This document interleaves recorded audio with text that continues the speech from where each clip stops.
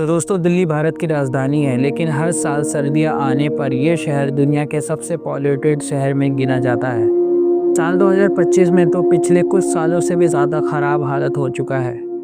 दिल्ली की air quality index यानी AQI बहुत ही ज़्यादा ख़राब और रिस्की कंडीशन में पहुंच चुकी है, जिसकी वजह से लोगों को आंखों में जलन, सांस लेने में दिक्कत और खराश जैसी तकलीफ़ें बढ़ती जा रही हैं, खास करके बच्चों और बुज़ुर्गों के लिए।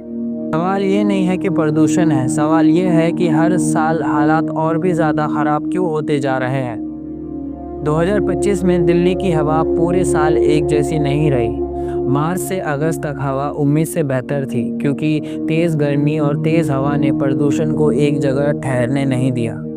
लेकिन अक्टूबर से दिसंबर तक हालात तेज़ी से बिगड़े। AQI 800 से ज़्यादा पार हो चुका है, जो खतरनाक लेवल से 2 गुना है। नवंबर के महीने में कुछ दिन तो ऐसे रहे जब दिल्ली को लगभग गैस चैम्बर घोषित कर दिया गया।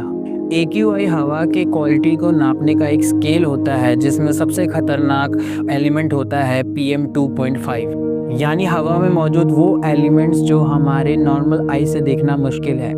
ये एलिमेंट्स इतने छोटे होते हैं कि ये सीधे हमारे फेफड़े और खून तक पहुंच जाते हैं। 2025 में दिल्ली की हवा में PM 2.5 का लेवल खतरे के लेवल से 10 से 15 गुना ज़्यादा दर्ज किया गया।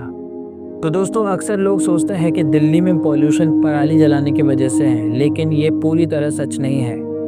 2025 में प्रदूषण के कई सारे रीज़न सामने आए।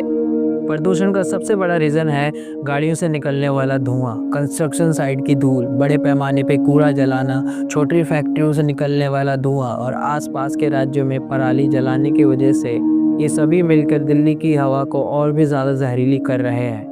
पंजाब और हरियाणा में धान की कटाई के बाद पराली जलाने की समस्या 2025 में भी बनी रही। सैटेलाइट के डेटा के अनुसार पराली जलाने के समय को बदला गया, जिसकी वजह से उसका धुआं देर रात और सुबह तक दिल्ली के आसमान में पहुंचा और हालात और भी ज़्यादा खराब हो गए। 2025 में दिल्ली में गाड़ियों की संख्या तेज़ी से बढ़ी है, खास करके डीजल ट्रक और पुराने वाहन की वजह से प्रदूषण का लेवल और भी ज़्यादा बढ़ा है। ट्रैफिक में खड़ी गाड़ियां लगातार जहरीली गैसेस छोड़ती रहती हैं। दिल्ली में पुरानी गाड़ियों की मौजूदगी अभी भी एक बड़ी समस्या बनी हुई है।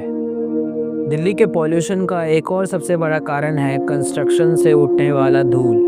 दिल्ली एक तेज़ी से बढ़ता शहर है, जिसमें 2025 में मेट्रो, फ्लाईओवर्स और आसमान को छूती इमारतें बनाई जा रही हैं, लेकिन कई जगहों पर धूल कंट्रोलिंग नियमों का सही तरीके से पालन नहीं किया जा रहा है, जिसकी वजह से ये हवा में मिलकर PM 10 और PM 2.5 के लेवल को तेज़ी से बढ़ा रहा है, जिसकी वजह से सांस लेने में तेज़ी से दिक्कत हो रही है।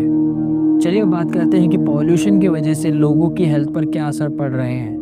2025 में पॉल्यूशन की वजह से सबसे बड़ा असर लोगों की हेल्थ पर पड़ा है।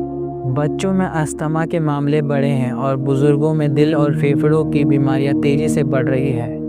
अस्पतालों में सांस से जुड़ी बीमारियों के मरीज तेज़ी से बढ़ रहे हैं। लंबे समय से ऐसी हवा में रहने की वजह से इनकी लाइफ पर नेगेटिव असर हो रहा है।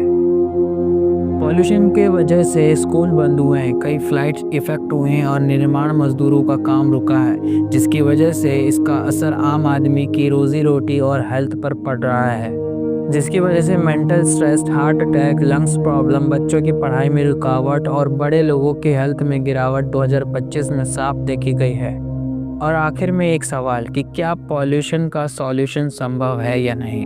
साल 2025 ने ये साबित कर दिया कि सिर्फ इमरजेंसी कदम उठाने काफ़ी नहीं है, बल्कि जब तक पराली की स्थायी सॉल्यूशन, साफ वाहनों के ओर तेज़ी से बदलाव और बेहतर ट्रांसपोर्ट के साथ सख्त नियमों का पालन नहीं होगा, तब तक ये समस्या वापस लौटती रहेगी।